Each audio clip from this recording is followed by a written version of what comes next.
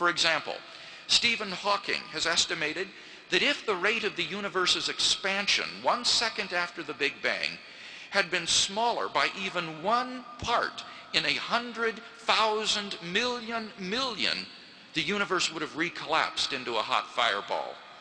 P.C.W. Davies has calculated that the odds against the initial conditions being suitable for later star formation, without which planets could not exist, is 1 followed by 1,000 billion zeros, at least.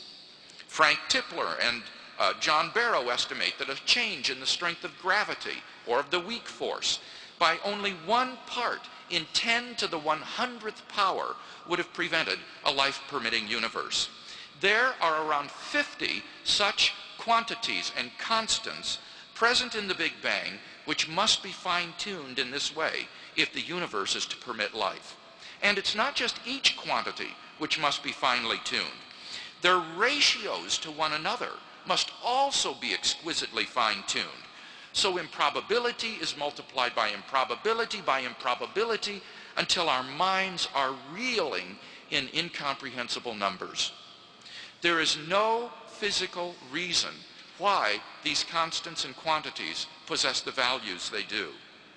The one-time agnostic physicist Paul Davies comments, "Through my scientific work, I have come to believe more and more strongly that the physical universe is put together with an ingenuity so astonishing that I cannot accept it merely as a brute fact." Similarly, Fred Hoyle remarks, "A common sense interpretation of the facts suggests that a super intellect has monkeyed with physics." Robert Jastrow, the head of NASA's Goddard Institute for Space Studies, calls this the most powerful evidence for the existence of God ever to come out of science.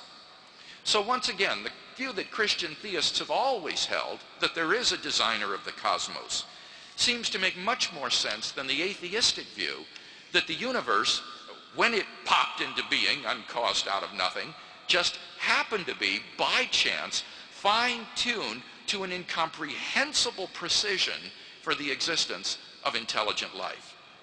We can summarize our reasoning as follows. Premise 1, the fine-tuning of the initial conditions of the universe is due to either law, chance, or design. 2, it is not due to either law or chance.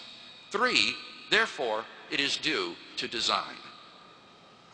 Number 3, objective moral values in the world. If God does not exist, then objective moral values do not exist. Many theists and atheists alike concur on this point. For example, Russell observed, "Ethics arises from the pressures of the community on the individual. Man does not always instinctively feel the desires which are useful to his herd. The herd, being anxious that the individual should act in its interests, has invented various devices for causing the individual's interest to be in harmony with that of the herd. One of these is morality."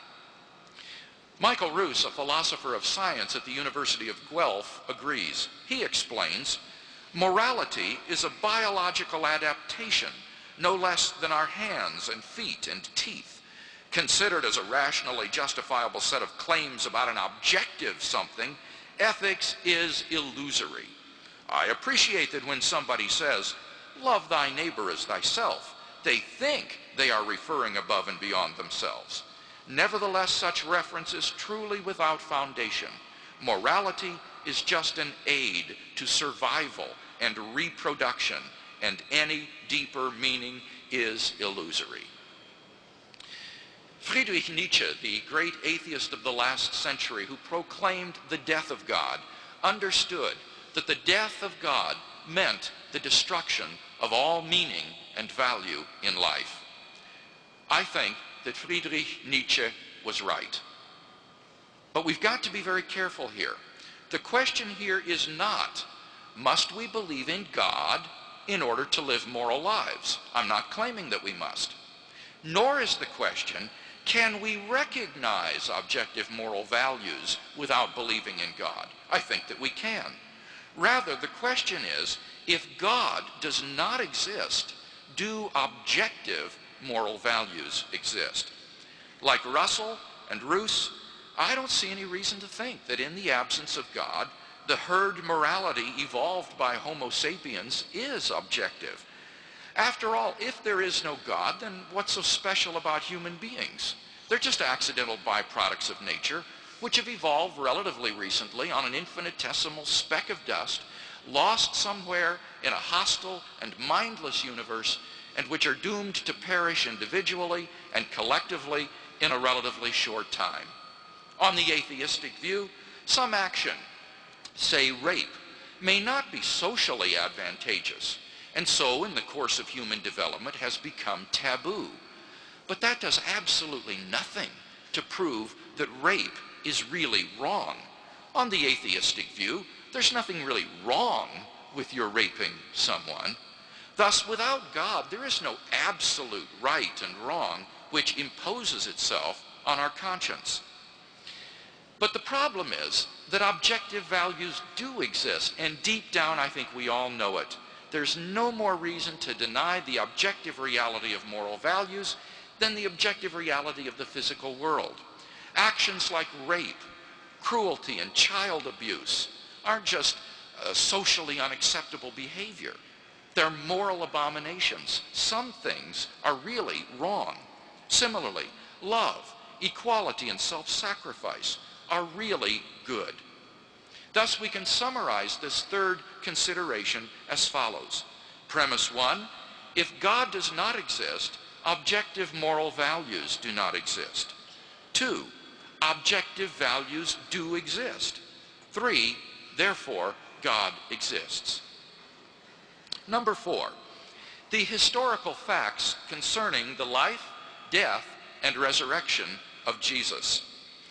The historical person, Jesus of Nazareth, was a remarkable individual. New Testament critics have reached something of a consensus that the historical Jesus came on the scene with an unprecedented sense of divine authority, the authority to stand and speak in God's place. He claimed that in himself the kingdom of God had come, and as visible demonstrations of this fact, he carried out a ministry of miracles and exorcisms. But the supreme confirmation of his claim was his resurrection from the dead. If Jesus did rise from the dead, then it would seem that we have a divine miracle on our hands, and thus evidence for the existence of God. Now, most people would probably think that the resurrection of Jesus is something you just either believe in by faith or not.